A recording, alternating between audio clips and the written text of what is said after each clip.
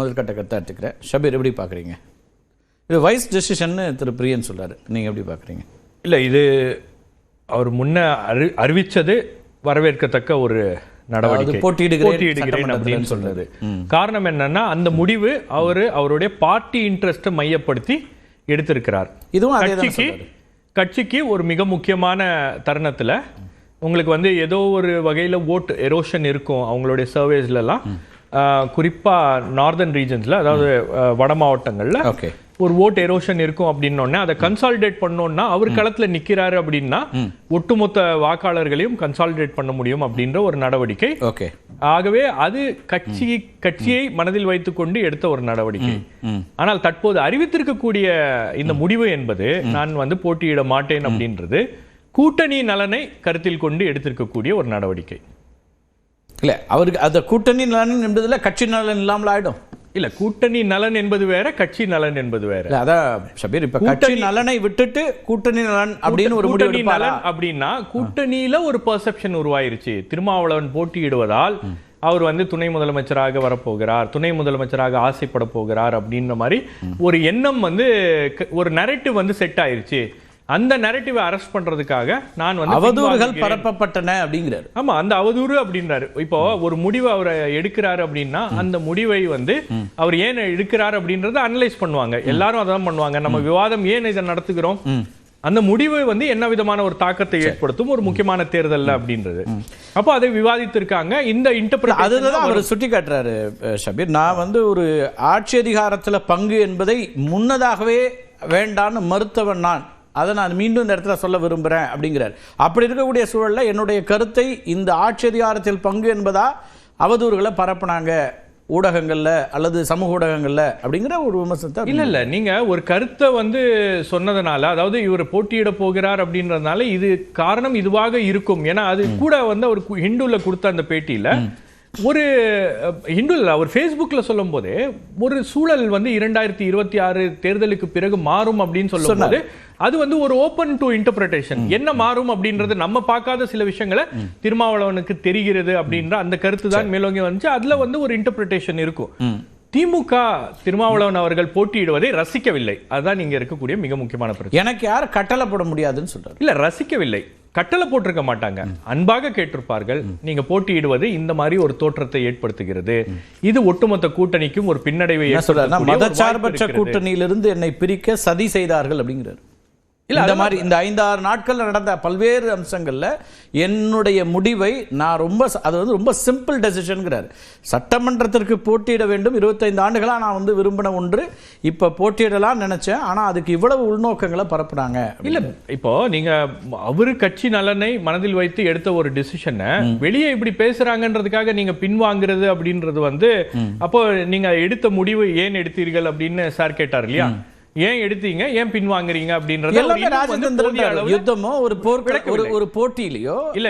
நீங்க அறிவிக்கிறது நான் போட்டியிடுகிறேன் அப்படின்றது ஒரு ராஜதந்திரம், போட்டியிட மாட்டேன் நான் பின்வாங்குகிறேன் அதுக்கு பின்னாடி ஒரு கால்குலேஷன். போட்டியிடுகிறேன் அப்படின்னு சொல்லும் போது அவருக்கு ஏன் போட்டியிடுகிறார் அப்படின்ற ஸ்பெகுலேஷன் வரும். போட்டியிட மாட்டேன் நான் பின்வாங்குகிறேன் அப்படின்னும் போது ஒரு அழுத்தம் ஏதோ இருக்கிறதா அப்படின்ற எண்ணமும் வரும். ரெண்டு விதமான இன்டர்பிரேஷனும் வரும் இல்லையா? அப்போ இப்போ என்ன ஆகும் அப்படின்னு பாத்தீங்கன்னா, உங்களுக்கு இவர் போட்டியிடுறேன், நான் போட்டி போட போறேன் அப்படின்னு சொன்ன உடனே அவர் துணை முதலமைச்சராக வருகிறதுக்கு ஆசைப்படுறாரு அப்படின்ற மாதிரி நரேட்டிவ்லாம் செட் பண்ணப்பட்டுச்சு. இப்போ அந்த போட்டியிலிருந்து நான் அந்த இடத்தை தான் அவர் சொல்றாரு. நீங்க சொன்னதான் அவரு குறிப்பிட்டார், நரேட்டிவ் செட் செய்யப்பட்டது அப்படிங்கறத அவரும் சொல்றாரு. எனக்கு சேஞ்சிங் மை ஸ்ட்ராட்டஜி அப்படின்னு சொன்னா கூட தலைவருக்கு ஏதோ அழுத்தம் கொடுத்துட்டாங்க, அதனால அவர் பின்வாங்கிட்டாரு அப்படின்ற ஒரு ஸ்ட்ராட்டஜியும், இளைய பெருமாள் அவர்களுடைய இளைய மகன் அங்க நான் போட்டியிட வைக்கிறேன் அப்படிங்கிறதும், அவருக்கான ஒரு வாய்ப்பை உருவாக்குகிறேன் அப்படிங்கிறதும் தானே அவரு வேற ஒரு மாற்று வேட்பாளரை அறிவித்திருக்கலாம். ஆனால் திருமாவளவன் அப்படின்ற ஒரு நபர் பற்றி தான் நாம பேசுகிறோம். அவரோட டெசிஷன் தான். இப்போ இது திமுக கூட்டணிக்கு சாதகமாக அமையுமா பாதகமாக அமையுமா அப்படின்றது இனி இந்த முடிவை பற்றி விமர்சிக்கக்கூடிய எதிர்கட்சிகள் மற்றவர்கள்லாம் என்ன பேசுறாங்க அப்படின்றது பொறுத்துதான் இது ஒரு புது விவாதம். அவர் சொல்லக்கூடிய ஒரு அம்சங்களை நீங்க எப்படிங்களா, அவரு பல்வேறு அம்சங்களுக்கு போறாரு. 3 பேருக்கு வேறு நபர்களுக்கான வாய்ப்பை கொடுக்கிறேன். இந்த கட்சியில நீண்ட நாளா பயணிச்சவங்க 2001 2016 போட்டியிட்டு தோல்வி சந்தித்தவர்கள், வலுவான கூட்டணி அமைக்காத காலத்தில் இருந்தவங்களுக்கு மீண்டும் வாய்ப்பை நான் கொடுக்குறேன். ஆனால் திமுகவுக்கு சாதகமாக இருந்தாங்கன்னு சொல்லி 3 பேர் கொடுக்கலன்னுலாம் விமர்சனத்தை வைக்கிறாங்க.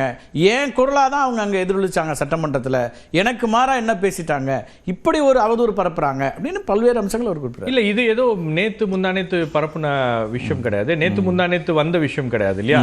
அதாவது நீங்க வந்து அது கம்யூனிஸ்ட் கட்சியாக இருந்தாலும் சரி, சிபிஐ ஆக இருந்தாலும் சரி, சிபிஎம் ஆக இருந்தாலும் சரி, விசிகே ஆக இருந்தாலும் சரி, அந்த எம்எல்ஏஸ் மீதும் அந்த கட்சிகள் மீதும் முன்வைக்கப்பட்ட ஒரு விமர்சனம் என்னன்னா, நீங்க வந்து திமுகவுடைய ஒரு அணியாக செயல்படுகிறீர்கள்.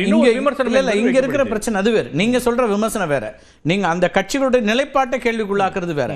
இங்க இந்த கட்சியினுடைய தலைமை அதுக்கு எதிராக அவர் செயல்படுறாரோ, இந்த 3 பேர் இருக்காங்கிற ஒரு தன்மையை கொண்டு வராங்கல்ல, அதை அவர் கேள்வி கேட்கிறார். இல்ல இப்ப நீங்க விசிகே ஒரு கட்சியாக அல்லது திருமாவளவன் ஒரு கட்சியினுடைய தலைவரா, அவர் திமுகவுக்கு இப்படி ஆதரவுல எடுக்கிறாரு அப்படிங்கறத வந்து அவர் டிஸ்பியூட் பண்ணல. இப்ப நாங்க மதச்சார்பற்ற அணியில இருக்கோம், நான் தான் என்னுடைய குரலா தான் அவங்க எதிரொலிச்சாங்கன்னு சொல்றாரு. அந்த டிஃபரன்ஸ் உங்களுக்கு புரியும். கட்சியா மார்க்சிஸ்ட் கட்சி எடுக்கிற நிலைப்பாட்டை நீங்க விமர்சிக்கிறது வேற, ஆனால் அந்த கட்சியினுடைய நிலைப்பாட்டுக்கு எதிராக அந்த எம்எல்ஏக்கள் நடந்துட்டாங்கன்னு சொல்றது இருக்கு இல்லையா, அதை அவர் இருக்கிறார். இப்ப நீங்க இந்த 3 பேர் கொடுக்கல, ஒரு கட்சியுடைய தலைவரா அதை எப்படி அவர் ஏற்றுக்கொள்வார்?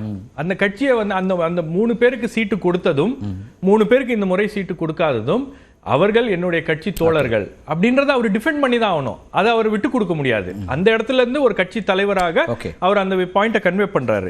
இப்ப இதுல என்ன அப்படின்னா, நீங்க வந்து இது ஒரு ஸ்ட்ராட்டஜிக் டிசிஷன் அப்படின்னு சொன்னா கூட ஆங்கிலத்துல இதுக்கு இன்னொரு வார்த்தை இருக்கு, யூ டர்ன் அப்படின்வாங்க பல பேர், ஃபிளிப் ஃப்ளாப் அப்படின்வாங்க. ஏற்கனவே வந்து திமுக கூட்டணியில எல்லாமே நல்லா இருக்கு அப்படின்ற ஒரு தோற்றம் இருந்த ஒரு கூட்டணியில காங்கிரஸ் ஒரு பிரச்சனை பண்ணுச்சு. அவங்களுடைய லிஸ்ட் வர்றதுக்கு ஏகப்பட்ட கோளாறு, லிஸ்ட் வந்ததுக்கு அப்புறம் உள்ள இருக்கிற பிரச்சனை, கூட்டணிக்கு எவ்வளவு இடங்கள் ஒதுக்குறீங்க அப்படின்றது பிரச்சனை, சிபிஐக்கும் இதெல்லாம் அணிகள்ல இருக்கக்கூடிய இல்ல நான் முடிச்சிடறேன். சிபிஎம்முக்கும் அது இருந்துச்சு, திருமாவளவன் அவர்களுக்கும் வந்து 8 தொகுதியா 10 தொகுதியான்னு இருந்துச்சு. தேமுதிக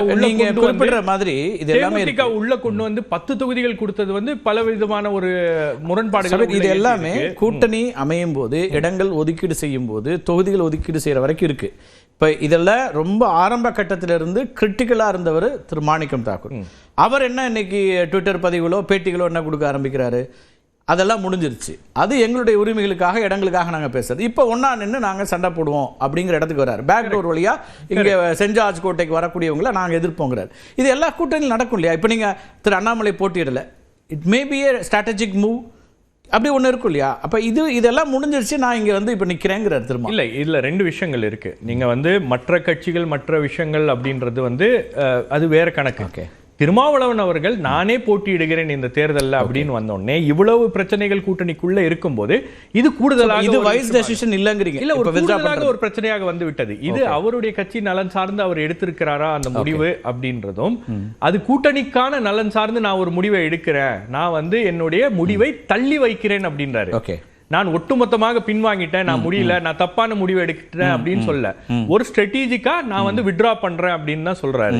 இதுல இன்னொரு மனக்கசப்பையும் எங்க ஏற்படுத்தி இருக்கு பாத்தீங்கன்னா, அவர் வந்து ஆம்ஸ்ட்ராங்குடைய மனைவி பொற்கொரி ஆம்ஸ்ட்ராங் அவர்களை பற்றி திருமாவளவன் அவர்கள் ஆதரித்து சொன்ன கருத்து, அது ஒரு விதமான ஒரு தாக்கத்தை ஏற்படுத்தி இருக்கிறது.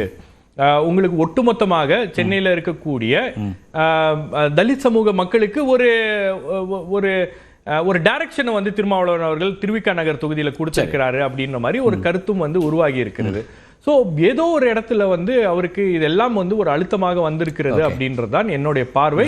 குறிப்பா திமுக அவர் போட்டியிடுவதை ரசிக்கவில்லை, அதை அவங்க கன்வே பண்ணியிருக்காங்க, வெவ்வேறு விதங்களை கன்வே பண்ணியிருக்காங்க. அதெல்லாம் வந்து இந்த முடிவுகளுக்கு ஒரு காரணமாக இருக்கிறது அப்படின்னு தான் நான் பாக்குறேன். இல்ல, அப்படி ஒரு முடிவை வந்து இது இல்ல பெரிய முடிவு. நான் ஏன் சொல்றேன் அப்படின்னா, கூட்டணி நலன் அப்படின்ற ஒரு விஷயத்தை மையப்படுத்தி திருமாவளவன் அவர்கள் இந்த நடவடிக்கை, கூட்டணி நலனா, கூட்டணி நலன் அப்படின்னா தனிப்பட்ட அவர் போட்டியிடுவது தானே இந்த கூட்டணிக்கு பலம். அவர் பரப்புரைக்காக எல்லா பக்கமும் போய் காட்டுமன்னார் கோயில்ல கேண்டிடேட்டா நின்னுட்டு அவரு தமிழகம் முழுவதும் பரப்புரை போயிட்டு வந்தா கூட அவரால் வந்து அந்த தொகுதியில ஜெயிக்க முடியும். அதே மாதிரி மற்ற தலைவர்களும் வந்து இப்ப காங்கிரஸ் கட்சியில ஏன் வந்து செல்வ பெருந்தகை போட்டியிடுகிறார்? அவரு மாநில தலைவர், அவர் போட்டியிடுகிறார். பாஜகவில் ஏன் இருக்கக்கூடிய பிரபலமான எம்பியா இருக்காரு. இல்ல சார், எம்பின்றது வேற சார். எம்பியா இருக்காரு. பிரபலமான முகங்களை ஏன் போட்டியிட வைக்கிறாங்க? ஒரு கூட்டணிக்கு பலம் சேர்க்கும் அப்படிதானே, ஒரு அணிக்கு பலம் சேர்க்கக்கூடிய ஒரு நடவடிக்கை தானே. அப்போ அந்த நடவடிக்கையில எல்லா கூட்டணி கட்சி தலைவர்களும் போட்டியிட்டு இருக்க வேண்டாமா இல்லையா? திமுகவே சொல்லி இருக்க வேண்டும், வரவேற்று இருக்க வேண்டும். சரி, இவர் போட்டியிடுறாருன்ற முடிவை திமுக தலைவர்கள் யாருமே வந்து வரவேற்கல. ஏன்? அது அவங்க கட்சி முடிவு சார். அவங்க ஏன் வரவேற்கணும் அதை? சார், ஒரு இடம் கொடுத்துட்டாங்க. அவர் போட்டியிடுறத செல்வப்பிரதியை போட்டி போறத வரவேற்கிறாங்களா? இல்ல ஷபீர், செல்வப்பிரதியை போட்டி போறத வரவேற்கிறாங்களா? கூட்டணி கட்சி தலைவர் அப்படியே செல்வப்பிரதியை போட்டி போறத வரவேற்கிறாங்களா? அவர் மாநில அரசியலுக்கு திரும்புகிறார் அப்படின்னா இந்த முடிவை நான் வரவேற்கிறேன். இந்த முடிவை நாங்கள் எதிர்க்கிறோம் இந்த இடத்துல சொல்லிருக்காங்களா? சொல்லல. மேபி அந்த அதான் சொல்றேன். இந்த முடிவை அப்ப என்ன இன்டர்பிரேஷன் அது? இந்த முடிவை ரசிக்கல ஷபீர், வரவேற்கிறேன்னு அதை எதிர்பார்க்கல. இல்ல ஷபீர், இப்ப நீங்க எதிர்பார்க்கல, அவங்க ரசிக்கல. இல்ல அப்படினா உண்மையா இருக்கலாம், ரசிக்கலன்றது உண்மையா இருக்கலாம். இல்ல அந்த பாயிண்ட் வரைக்கும் இல்ல பிரியன் சொல்ற வரைக்கும் நீங்க வந்து இல்லங்க, நீங்க இல்ல லாஜிக்கலா இப்ப நீங்க வந்து செல்வ பெருந்தகை போட்டியிடுறாரு, எல்லாரும் ஒவ்வொன்றுக்கும் வரவேற்பு கொடுக்கல. இன்னொன்னு, அவர் வந்து போட்டியிடுவதை நாங்கள் எதிர்க்கிறோம் இந்த இடத்துல சொல்லியிருக்காங்களா? திமுக எதிர்க்கிறோம், திருமாவளவன் நாங்க எதிர்க்கிறோம் எங்கேயாவது ஆன் ரெக்கார்ட் எங்க சொல்லிருக்காங்களா? அப்ப வரவேற்கலன்றதை எதிர்பார்க்கறீங்க. கூட்டணியில இருக்கக்கூடிய மற்றவருடைய கருத்தை கேட்டது. Right, okay. நீங்க எப்படி பாக்குறீங்க கோட்டி?